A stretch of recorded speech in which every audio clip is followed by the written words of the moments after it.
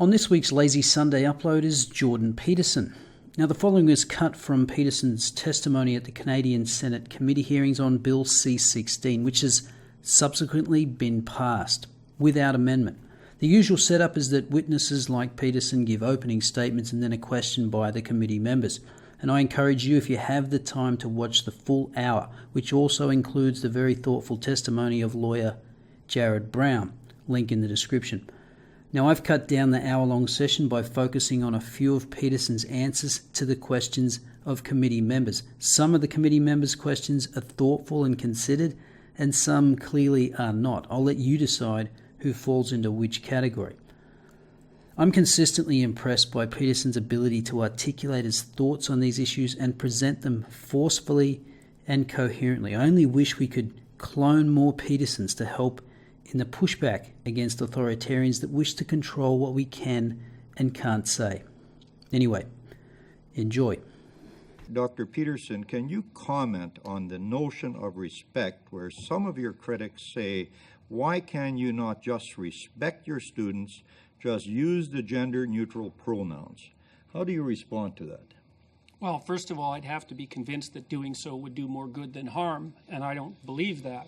And I think I'm actually in a reasonable position to justify my claim. I think that the danger that's intrinsic to the law far outweighs whatever potential benefit it might produce, especially given that there's no hard evidence whatsoever for any benefit. I would also like to point out that the people who are promoting this legislation claim to be acting on the behalf, say, of the transgendered community, but they weren't not elected nor appointed to act as such representatives and are doing it on their own say-so. I've received many letters, at least 30 now, from transgendered individuals indicating that they are not in accordance with the claims of these so-called representatives to be representing, or with the intent of the legislation, which has actually made them more visible rather than less visible, and the less visible is what they had preferred. With regards to respect, is that you don't meet people, generally speaking, in a mutual display of respect. You generally meet people in a mutual display of alert neutrality, which is the appropriate way to begin an interaction with someone, because respect is something that you earn as a consequence of reciprocal interactions that are dependent on something like reputation, which is also a consequence of repeated interactions. And so the notion that addressing someone by their self-defined self-identity is necessarily an indication of basic human respect for them, I think, is an entirely spurious argument, especially given that there's no evidence that moving the language in a compelled manner in this direction is going to have any beneficial effect. We're supposed to assume that just because hypothetically the intent is positive, that the outcome will be positive. And any social scientist worth his or her salt knows perfectly well that that's rarely the case. So, Dr. Brown, you've talked about non-monetary orders that could include sanctions, like orders to undertake sensitivity and anti-bias training. I would like either one or both of you to comment on whether you could explain why an individual may have a strong objection to undertaking such a training. And Mr. Brown, could you let the committee know how serious the sanction could be? And of course, you already did on that, if you refuse to undertake such an order, and specifically at the federal level. But why would people have an objection to taking such training? Well, I think I'm going to let Dr. Peterson answer why he or someone like him might have an objection to undertaking that type of training, and then I'll deal, obviously, once again with the severity of that decision if it gets before the tribunal. well, I have a profound objection to undergoing such training. In fact, I would flatly refuse under all conditions to undergo it.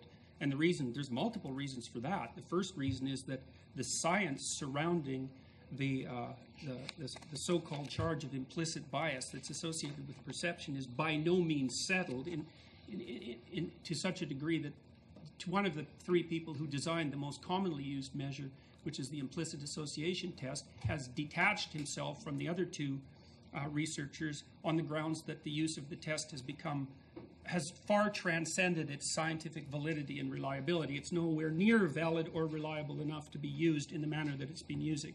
And even the more pro-IAT researchers who developed the test have admitted to that publicly, even though they haven't stressed it nearly to the degree they should have. So first of all, the science is not settled and is being used absolutely inappropriately. And I can say that as a clinician because I know and as a psychometrician, I know the criteria for using a test for essentially diagnostic purposes, and the IAT doesn't even come close to what's necessary.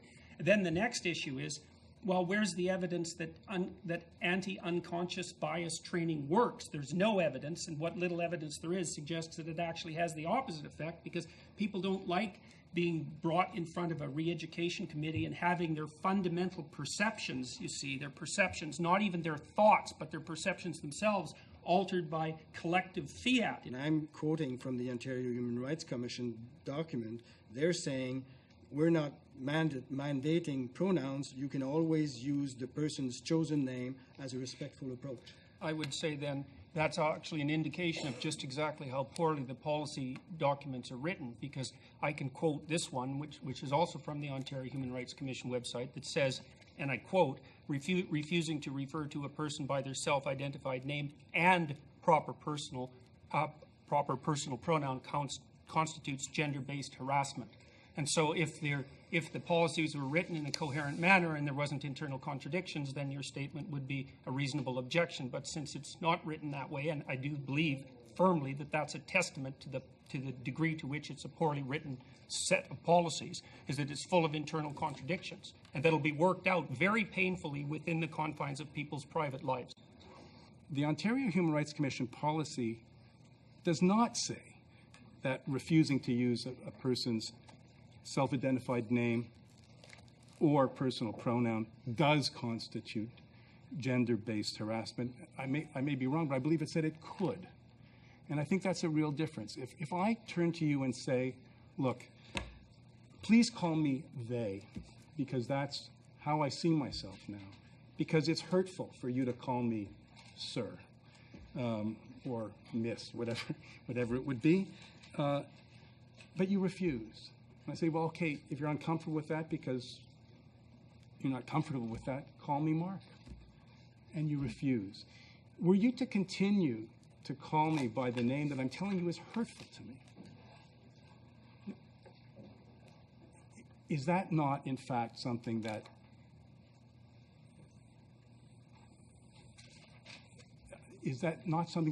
that the law can properly address? You are knowingly hurting me. And in that respect, our courts ultimately, I think, are capable of striking a proper balance between people who slip up or who, for whatever reasons, just can't get the words out of their mouth, and those that persist in intentionally causing harm. To respond. Would you agree with my characterization of free speech as it applies to these issues? Well, so I would say that the very idea that calling someone a term that they didn't choose causes them such irreparable harm that legal remedies should be sought, rather than regarding it as a form of impoliteness, that legal remedies should be sought, including potential violation of the hate speech codes, is an indication of just how deeply the culture of victimization has sunk into our society. So I'm trying to square what you, as a party of one, are saying with published documents from the Canadian Psychological Association, the American Psychological Association, the Canadian Medical Association, the American Psychiatric Association, the Canadian Psychiatric Association, and the United Nations human rights experts. So these are all, these are not parties of one. They are associated. They are all, I imagine, lots of psychologists are members of the Canadian Psychology Association and the Canadian Psychiatry. So how are we to square what you're saying, which is your opinion, which you are absolutely entitled to, with what everyone is saying, plus the feelings and testimonies of the people who have suffered over 30 years, who've been taking issues to court? These are people who we've listened to. So how are we to square this? Okay, well, with regards to your second point, if the people that you're listening to aren't randomly selected from a population, then their opinions are worthless from the perspective of testimony, because you don't know if you're dealing with a biased sample. And that's a big problem with the public consultation process that underlied this bill. And you can not appreciate that if you'd like, but it's standard practice in any in any polling institution or any body that's attempting to extract a genuine opinion out of a so-called community of people. And if that isn't followed, then you can't tell if the information that you're receiving is biased. And this, with regards to your first point, what exactly are all those people who aren't thinking the same way as me saying? You said that there's a bunch of them and a bunch of groups, but you never said what they're saying precisely. Well, I think our chair would rule me out of order if I proceeded No, you're fine. to read out what they're all saying. But in general, they say they oppose discrimination and harassment because of gender identity and gender expression. And then there's 3 pages, which I can share with you. I oppose discrimination against gender identity and gender expression. That's not the point. The point is the specifics of the legislation that surrounds it and the insistence that people will have to use compelled speech. That's what I'm objecting to. I've dealt with all sorts of people in my life, people who don't fit in all sorts of different ways. I'm not a discriminatory person. There's 500 hours of my teaching to my classrooms on tape on YouTube, and nobody's found a smoking pistol. I'm not a discriminatory individual, but I think this legislation is reprehensible, and I do not believe for a moment that it will do what it intends to do. I also don't think that my opinion deviates substantially from the bodies that you're describing, because you haven't provided any evidence that they say anything other than discrimination is a bad thing. And I think that unreasonable discrimination is a bad thing. And it's unreasonable when people are judged for any reason other than the specific competence that they bring to, say, a given position. It's not in anyone's best interest that that occurs. But I don't think that you've demonstrated in the least that the opinions that I'm putting forward exist in opposition to the standard practices, say, of my particular discipline. So, May I follow? Mm-hmm. Could you repeat one more time your response to Senators Gold and Pratt that the Ontario Human Rights Commission has provided what I would say reasonable alternatives to your objection to using pronouns? well, I think it's been made clear in the presentation so far is that it depends on which part of the Ontario Human Rights Commission's policies you read. And that's a big problem. I mean, one of the reasons I criticized this to begin with was because when I went through the policies, I could see that they're absolutely incoherent. So, for example, here, let me give you another example. So there's an insistence in the Ontario Human Rights Commission that sexual preference is an immutable phenomenon, which indicates, at least in principle, that it's biologically grounded. But by the same token, in exactly the same policies, they presume that sexual identity, and gender expression are entirely independent. It's like, sorry, guys, you can't have both of those because one's A and one's not A, and you can't put those together. And like, there's endless numbers of places in the policy surrounding Bill C-16 that are characterized by that kind of logical incoherency. And I mean, what's it going to do to people who are transgender, who are making the claim that they were, say, born that way at birth, which is a strong claim? That's a biological claim. It indicates that there's a direct causal connection between some biological phenomena and the expression of a particular identity. It's actually the strongest defense that people who have, let's call them non-standard sexual identities or gender identities, have to defend their claims. Are there studies or statistics about the consequences that this bill would have on those people? Would this bill save as many lives and help as many people as it says? Well, in principle, we would have that information if the policies that have already been introduced by the provincial governments were assessed properly. But as far as I know, there's been no studies indicating that the introduction of this legislation specifically has done anything to modify the unfortunate rates of suicide, depression, anxiety, and so forth that are characteristic, well, you could say often of marginalized groups, but that's a bit of an overstatement. So no, I don't. That was part of my original claim, is that there's no evidence that this sort of legal redress, let's say, is going to produce any of the positive consequences that are intended. And I do believe that by making the issue, let's say, painfully visible, that's one way of thinking about it, it's actually had the opposite effect. And it's very, very common, and this is something that's well known in the relevant social sciences, that just because you intend something to happen when you make a large-scale transformation doesn't indicate in any manner that that's going to be the outcome.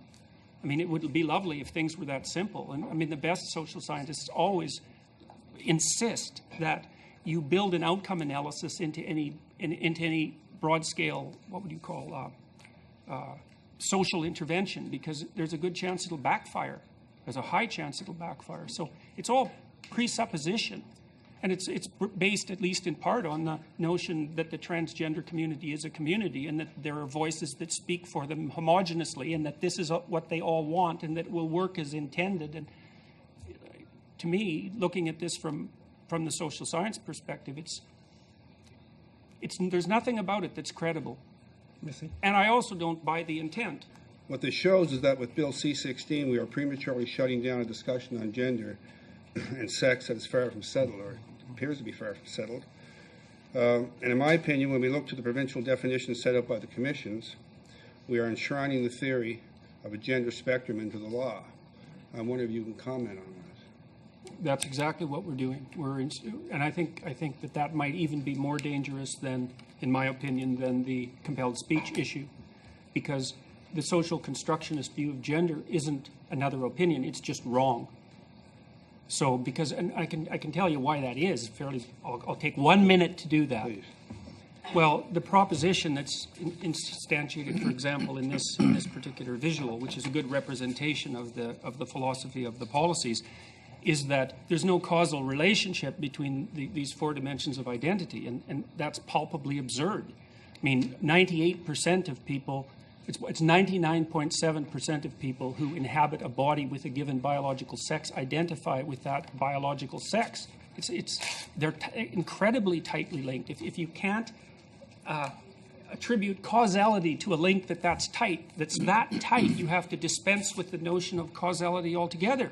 And then of the people who identify, say, as male or female, who are also biologically male or female, the vast majority of them have the sexual preference that would go along with that, and the gender identity, and the gender expression. These levels of analysis are unbelievably tightly linked, and the evidence that biological factors play a role in determining gender identity is, in a word, overwhelming. There isn't a serious scientist alive who would dispute that. Now, you get disputes about it, but they always stem essentially from the humanities. And as far as I'm concerned, I've looked at it very carefully. Those arguments are entirely ideologically driven. It's a tenet of the ideology that identity is socially constructed, and that's partly why it's been instantiated into law, because there's no way they're going to win the argument.